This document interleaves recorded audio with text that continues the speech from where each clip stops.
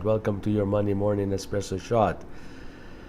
I'm glad you all could make it today. Happy Monday to you. Hope you're having a wonderful start to the week. And we'll begin with the heart focused breathing technique as we always do.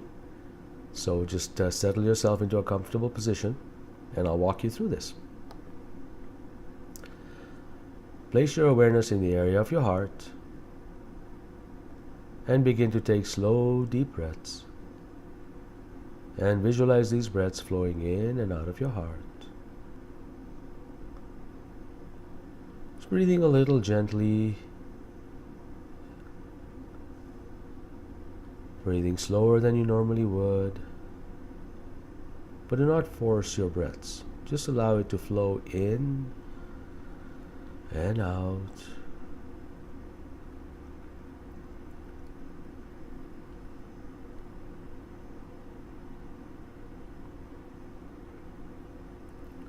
Take slow, gentle, deep breaths and visualize these flowing in and out of your heart.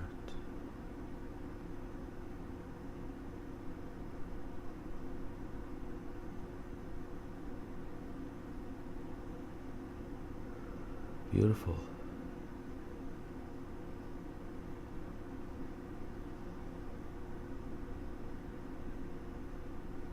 Just take them deep and gentle. And just feel the entire system, your body's system, just slow right down to a peaceful, easy feeling. Just like that song.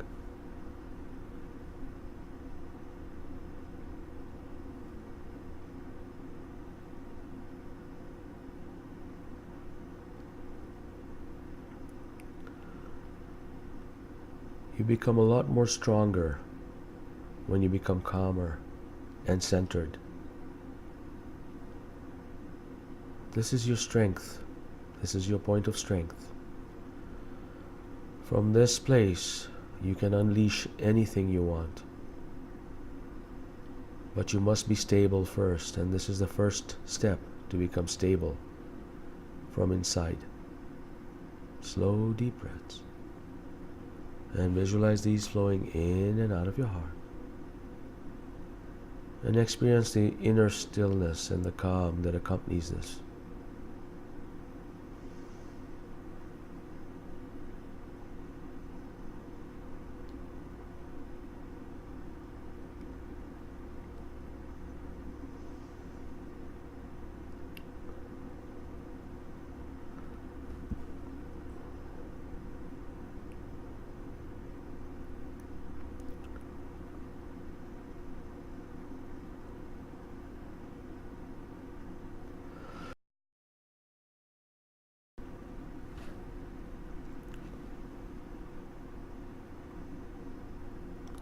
If there are thoughts flowing in your head, just allow them to flow through.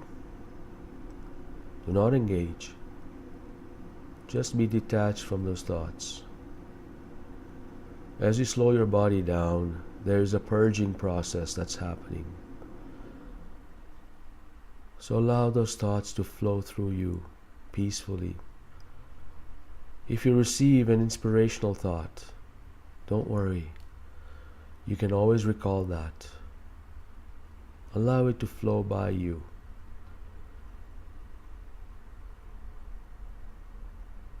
And ask your body to remind you of that inspirational thought after you're done this practice. Slow, deep breaths. There's a lot of power when we're doing this practice together in this group. There are 16 of us. And when we do this slow breathing technique, with a focused intention, we are connected together. And so we're changing the matrix, the field around us. So each one of us, by ourselves, have an inner stillness, inner strength. This is amplified by the focused intention of everyone else on this particular broadcast, and those who will listen to this broadcast in the future. Because there's no time and space beyond us in the veil. Everything's happening at the same time. So all those who are going to be listening to the replay, and all those who are here in the now, are all going to be together. And we're lending our energies together right now, in this moment.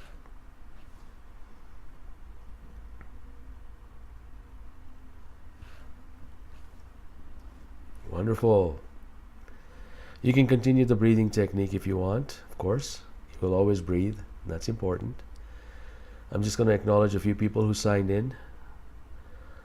Amy, good morning. Anar, good morning to you. And Sandy, thank you for joining, Sandy. Good morning. And Joyce, happy Monday morning espresso shot from Mount Shasta. Thank you, Joyce. Thank you for your greetings. And now for the I didn't know that moment. This is an interesting topic. And like I said, these topics I find whenever I work with clients and do one-on-one coaching session, they always say to me, they say, you know, I don't know, I thought I was doing well. Everything was calm. And then all of a sudden something happened that triggered me. So I need an advanced form of the techniques. And my response to them is, no, you don't need an advanced form of these techniques. This technique is enough. But I can tell you exactly what's going on with you. Because when you are in the situation that you're in either one of these situations you see on your screen. You're in a situation A, where the glass is right side up with a marble inside. Or you're in situation B, where the glass is upside down and the marble's on top. In both of these particular situations, the marble is steady and calm. It's standing still. So you can say whether you are a marble in this instance, if you are a marble in situation A or in situation B, you will always say, hey, I'm feeling great, I'm feeling wonderful, I'm feeling calm and at peace. But there's a difference. There's a difference in the resilience in each situation. So I want you to type into the chat area, tell me which situation in this metaphor, A or B, represents somebody with a lot of resilience. And why do you think that is? Is it situation A, where your body is like a right side up glass and a marble is there and you are the marble? Or is it situation B, where your body is like a glass that's upside down with a marble on top? Which one represents more resilience? Sandy says B. Amy says A. And Walter thinks it's A. Joel says both. Well, they both have a certain amount of resilience. But I'll share with you something. Now I want you to think about something. What if a huge gust of wind comes in? Joyce says, for me, A represents more resilience. When a huge gust of wind comes in, which marble is going to stay put? It may roll around a bit, but it won't roll off. It won't fall off the glass. And of course, that particular answer is A. So if you are in the situation of A, essentially what's happening is that you can have a gust of wind come this way. You can have a gust of wind flow in from any side, an arrow like this, but the marble will still stay in the tumbler.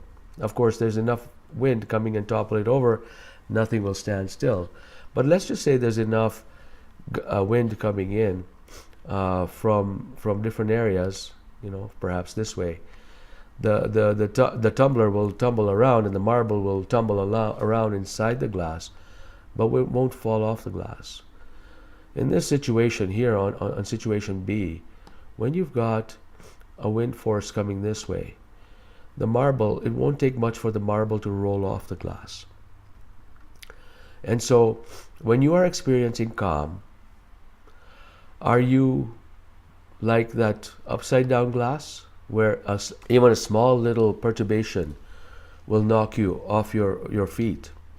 Or are you like the right side up tumbler, where you will have a lot of resilience?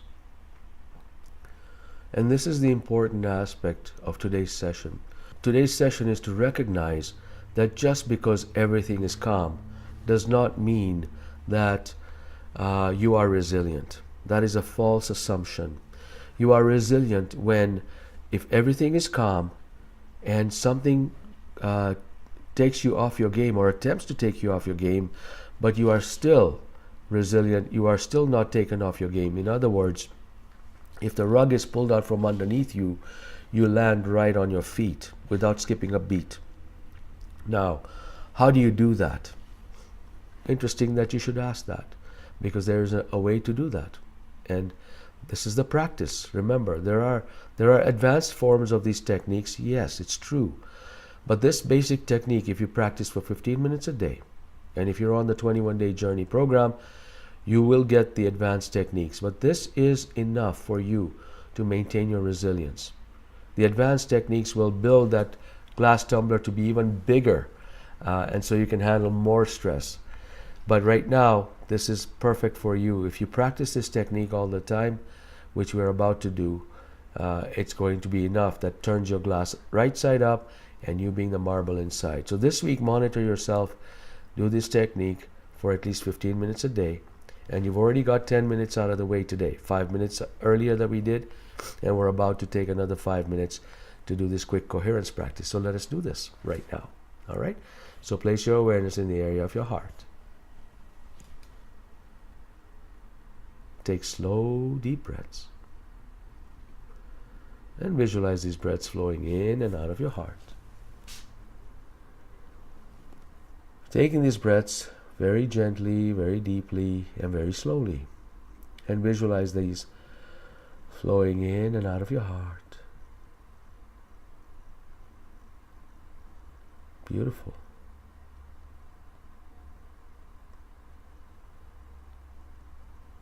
And now experience a positive feeling of appreciation, compassion, of gratitude, of peace. Just feel this amazing vibration just flowing in and out of your body. And when you feel these emotions as you're taking slow, deep breaths, two things are happening to your system, your body. The first thing is you are actually influencing your autonomic nervous system, which controls 90% of your automatic functions. With this simple, gentle, deep breathing technique, you are actually influencing it to make you more balanced. So that which controls 90% of your automatic functions, you are fully throttling it, fully engaging it, and fully influencing it to allow you to heal and repair and rejuvenate. You didn't know you had control over 90% of your automatic functions, but you do, with the simple, slow, deep breaths, and visualizing them flowing in and out of your heart. Because your autonomic nervous system connects to your heart. Both your parasympathetic and your sympathetic systems connect directly to your heart. So when you take these slow, deep breaths, and you visualize these breaths flowing in and out of your heart, you are actually affecting how your autonomic nervous system performs. And it's performing efficiently right now in this state. And when you experience the positive emotions such as compassion, care, appreciation, gratitude, those emotions send a signal to your body saying that all is well. There is no danger out there. And so the body can channel its energy towards repair and rejuvenation. And so that is very important that you have these slow, deep breaths and experience positive emotions. Because for 15 minutes a day, if you can send this signal to your body for 15 minutes a day, consciously do it, your body will continue the practice even when you're not consciously aware of this. I want you to notice this week. Practice this for 15 minutes a day. And notice yourself automatically moving into this state, automatically taking deep breaths and experiencing positive emotions, even though you did not consciously activate it. Your body becomes used to it. You are now forming a right side up tumbler. where you are the marble, steady in the base.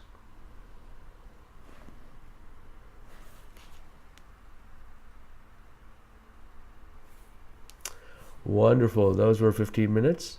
Thank you so much for participating.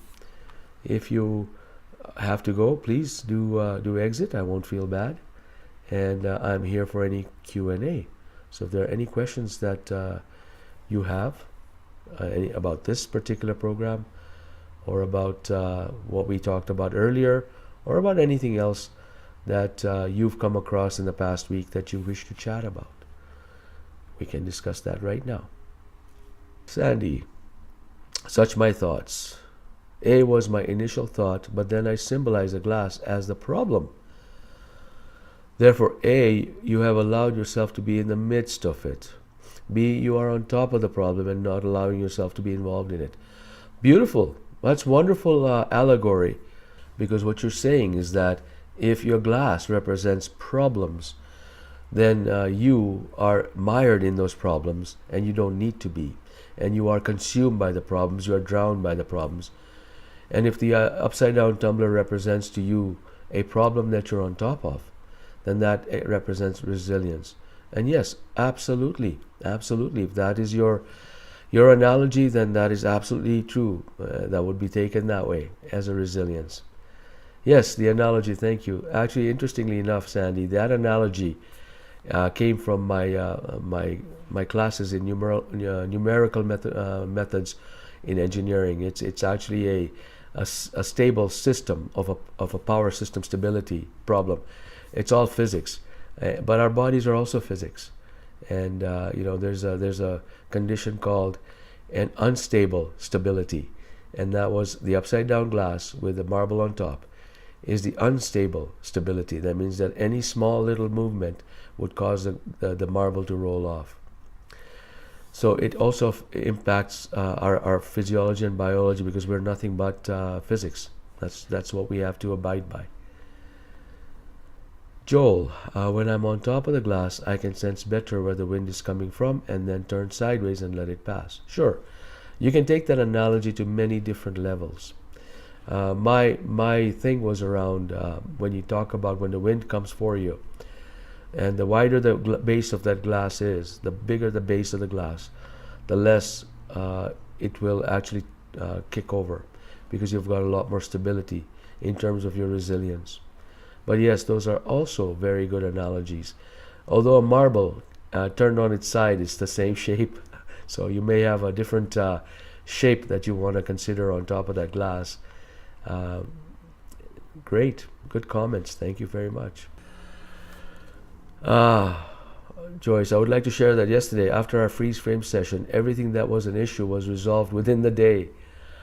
I received, out of the blue, you got money in my PayPal account and an early birthday gift of $300.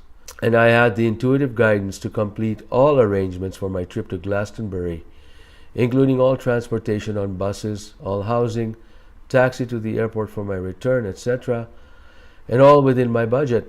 It was an amazing day when I received an invitation from a friend for an exquisite dinner to end my amazing day. Thank you to everyone for this beautiful creation we are being in, supporting each other in this new way of being. That's quite a testimonial, Joyce. I'm really happy that you were able to find your center throughout that situation where you felt that things were collapsing around you. And that is, of course, from the freeze frame technique, which is not something we normally do in this program. But that technique is one of the advanced techniques that I talk about, that allows us to actually cut through the fog so that we can begin to actually experience positive experiences in life. All right? So that's wonderful. Thank you so much for sharing that with us. That was beautiful, beautiful testimony. Thank you. Joel asked a question here. Who was the original developer of HeartMath? A gentleman called Doc Childre. He actually had this vision. Now, he's not a doctor, although his name is DOC, Doc. That's his first name. He had this amazing vision that Our bodies, when they're under stress, they take a pounding. And so what he did was he had this intuitive hit, and he decided to actually put his money where his mouth is, developed a non-profit organization, hired a stable of scientists, and they began to work. And what they found was something amazing. These simple techniques that actually allow you to boost your immune system, to actually get you more resilient, so that you can actually carry on your day without being thrown off balance. And the more you practice, the better you become. Great. Will and Lou have a comment. Congratulations. That's amazing. I know Will and Lou, they've experienced a similar situation while they've been practicing heart math. Remember one thing, that when we do these freeze frame techniques, all of these things are premised on the fact that you have positive emotions, amazing emotions, and these emotions actually change your point of attraction. It actually kicks up the law of attraction to the next level. As a matter of fact, somebody sent me a note yesterday and asked me if I was going to do any more 21-day programs that are not the Reboot Your Life program, which is really getting in touch with your body, then conquering fear, and then beaming and broadcasting your energies out. And I said, yes, there's another program that I'm putting together, and it's actually on the law of attraction, using 21-day program and heart math techniques, and amplifying your ability to attract your desires. And you've already seen, many of you who have been doing this program have already seen some results. We've had Joyce and Will and Lou have already experienced these immediately. It's a very instantaneous thing when you begin to experience positive emotions and positive feelings, and you trust this vibration and you draw it in. And there's a certain technique to allow it to kind of stay in there and take hold in every DNA in your body. When you do that, and both Will and Lou and also Joyce are participants of the 21-day program, so they've been introduced to the actual more advanced techniques, and all of that builds on itself. And then one day you see yourself breaking through your limitations, and then that becomes normal. It becomes natural for you, and that's really what the program that I'm developing. It's been wonderful connecting with you. Thank you for all your questions. Thank you for your comments, and I look forward to seeing you next week. You take care.